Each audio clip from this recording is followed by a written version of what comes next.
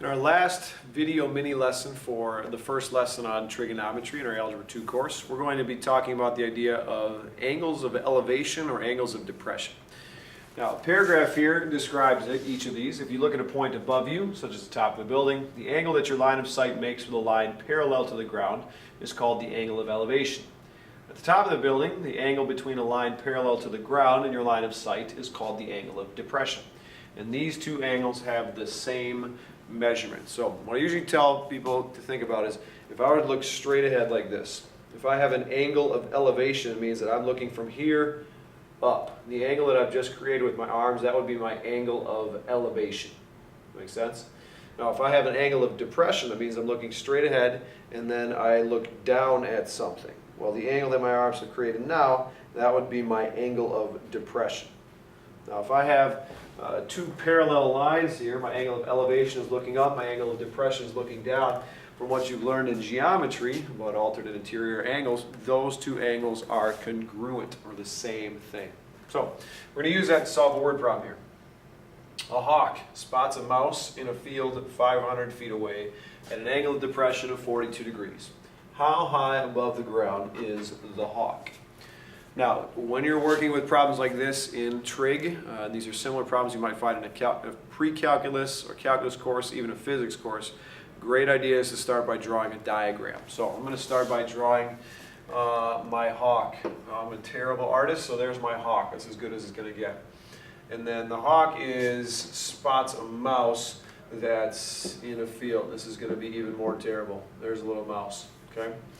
Now, the distance between the hawk and the mouse, apparently, is 500 feet. And my job is to find how high above the ground is the hawk. So if this is the ground, how high above the ground is the hawk? Now what I'm able to do is I'm able to draw a right triangle. His height above the ground is perpendicular to the ground itself. Now the other piece of information that was important to me here was this, that I have an angle of depression of 42 degrees. So that means as the hawk is flying, here's that parallel line with the ground, his angle of depression would be from here looking down. This angle is 42 degrees.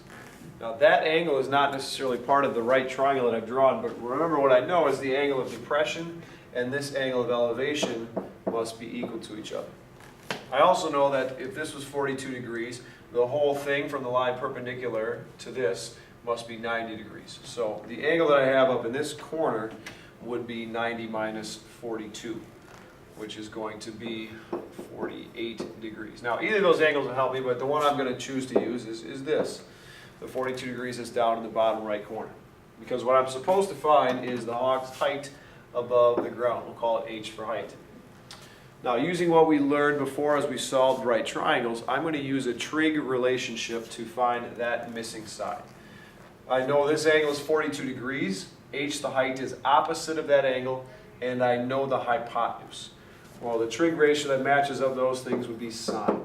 So I'm going to write the fact that sine of 42 degrees is equal to the opposite side, h, over the hypotenuse, which is 500.